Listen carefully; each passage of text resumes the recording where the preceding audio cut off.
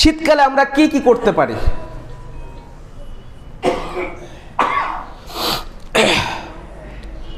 শীতকালে আমরা এক নম্বর হচ্ছে রোজা রাখতে পারি। আল্লাহ নবী সাল্লাল্লাহু আলাইহি ওয়াসাল্লাম বলছেন যে আলা আদুল্লুকুম আলাল গানিমাতিল বারিদা, আমি কি তোমাদেরকে সেই দুর্লভ সম্পদের কথা বলে দিব না, দুর্লভ গনিমতের কথা বলে দিব না?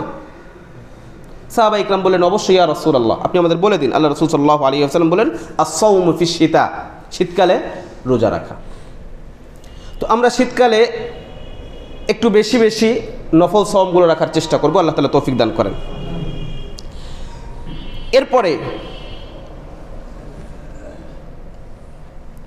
অপর একটা হাদিস, আল্লাহ নবী সাল্লাল্লাহু আলাইহি ওয়াসাল্লাম বলছেন যে আলা আদুল্লুকুম আলা মা ইয়ামহুল্লাহু বিহিল খাতায়া ওয়া ইয়ারফাউ বিহিদ দারাজাত, শীতকালে আপনি চাইলে আপনার গুনাহ মাফ করাতে পারবেন এবং আল্লাহর কাছে নিজের মর্যাদাকে বৃদ্ধি করতে পারবেন কয়েকটা আমলের মাধ্যমে। আপনি চাইলে কি করতে পারবেন? নিজের গুনাহকে মাফ করাইতে পারবেন এবং আল্লাহর কাছে নিজের মর্যাদাকে বৃদ্ধি করতে পারবেন। তো আল্লাহর কাছে নিজের মর্যাদা বৃদ্ধি হবে কিভাবে? আল্লাহ রাসূল সাল্লাল্লাহু আলাইহি ওয়াসাল্লাম বলছেন যে আলা আদুল্লুকুম আলা মা ইয়ামহুল্লাহু বিহিল খাতায়া ওয়া ইয়ারফাউ বিহিদ দারাজাত, আমি কি তোমাদেরকে এমন বিষয় বলে দিব না যেটা তোমাদের গুনাহকে মাফ করে দিবে, গুনাহকে মিটাই দিবে, গুনাহকে মুছে দিবে এবং আল্লাহর কাছে তোমাদের মর্যাদাকে বৃদ্ধি করে দিবে? এমন বিষয় বলবো না? সাহাবা ইকরাম বলে ইয়া রাসূলুল্লাহ, অবশ্যই হে আল্লাহর রাসূল, কেন বলবেন না আপনি?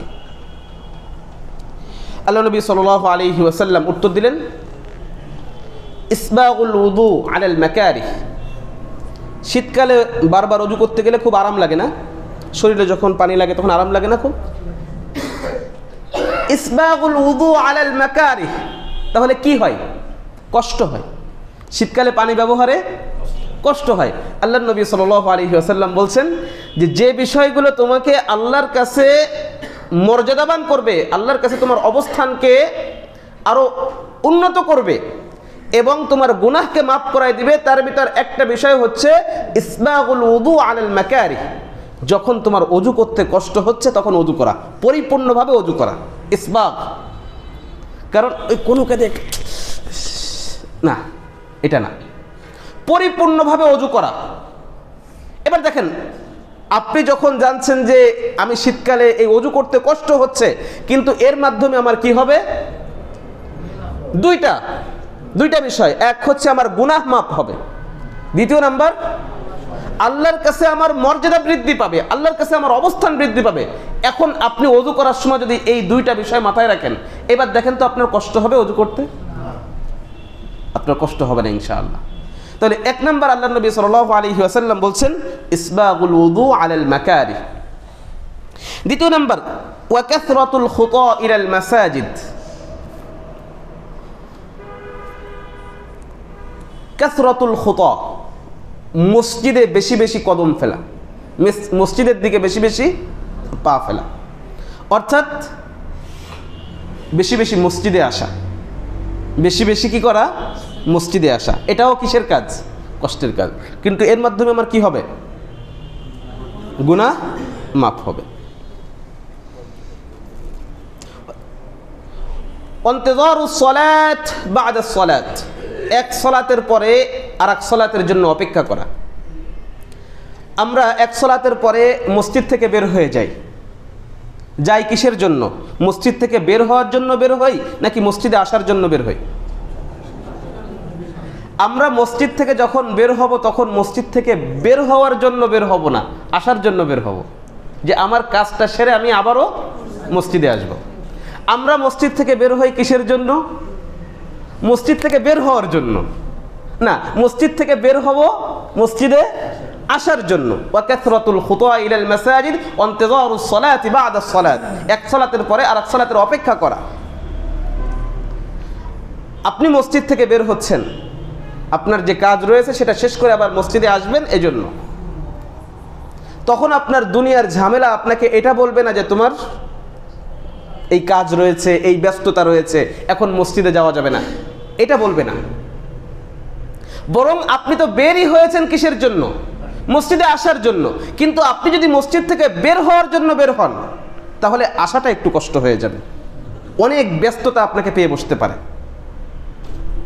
শয়তান তখন আমাদেরকে অনেক ভয় দেখাবে, অনেকভাবে পরীক্ষাও করতে পারে, আল্লাহ তাআলা পরীক্ষা করতে পারে। দোকানে দেখা যাচ্ছে ওই সময় আপনার মানে ক্রেতা বেড়ে গেছে, অনেক ক্রেতা আসতেছে, আপনি তো মনেই করতে পারছেন না যে এটা আপনার উপর একটা পরীক্ষা ছিল, আপনার উপর একটা পরীক্ষা ছিল। কারণ যেইটা নিষেধ করা হচ্ছে ওটা আপনার কাছে লোভনীয় করে দেখানো হতে পারে, কারণ আপনার এই পরীক্ষার পরেই তো আপনার জন্য কিসের ব্যবস্থা রয়েছে? পুরস্কারের ব্যবস্থা রয়েছে। দাউদ আলা নবিয়িনা ওয়া আলাইহিস সালামের উম্মতের কথা চিন্তা করেন তো। শনিবারে মাছ ধরতে নিষেধ করা হয়েছিল, কিন্তু মাছ বেশি আসতো কোন দিন? মাছ বেশি আসতো শনিবারে। তো এমনটা হতে পারে, আমি বলছি না এমনটা হবে, হতে পারে এমনটা। কিন্তু আপনি কি করবেন? আপনি তো দোকানে গেছেন কিসের জন্য? মসজিদে আসার জন্য, যে আমি কাজ সেরে কি করব? মসজিদে আসব।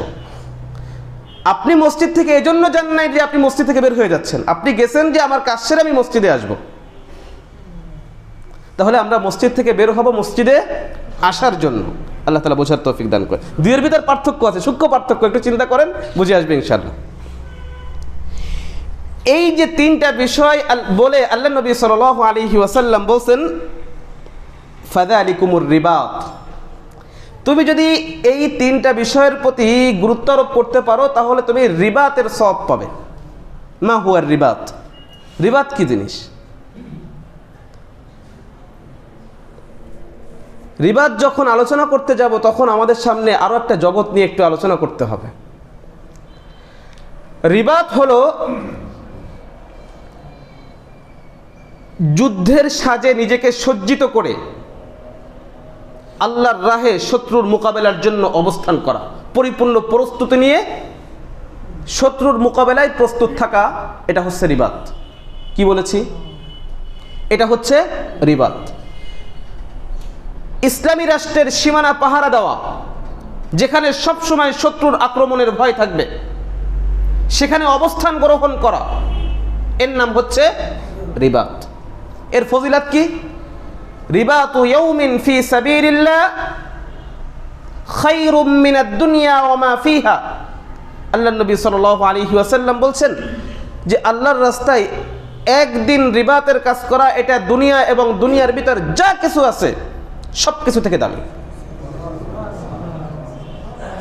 রিবাতু ইয়াউমিন ফি সাবিলিল্লাহ, একদিন আল্লাহর রাস্তায় এই রিবাত, সেটা আপনি পাহারাদারি বলতে পারেন, ইসলামী রাষ্ট্রের সীমানা পাহারা দেওয়া, শত্রুর মোকাবেলায় প্রস্তুতি নিয়ে অবস্থান করা, এটা হচ্ছে রিবাত।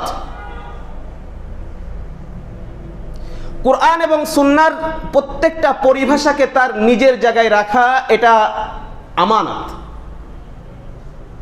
এর থেকে যখন বিকৃত করে ফেলবেন তখন ঝামেলা সৃষ্টি হবে, তখন সমস্যা সৃষ্টি হবে, এবং আল্লাহ ওই কারণে এই তাহরিফ এবং এই দিন বিকৃতির কারণে আল্লাহ তাআলা আমাদেরকে অপদস্থ এবং লাঞ্ছিত করবেন, শাস্তি দিবেন। যেই শাস্তি আমরা এখন ভোগ করতেছি, যেই শাস্তি আমরা এখন ভোগ করতেছি, একটা বিষয় আলোচনা না করলেই নয়।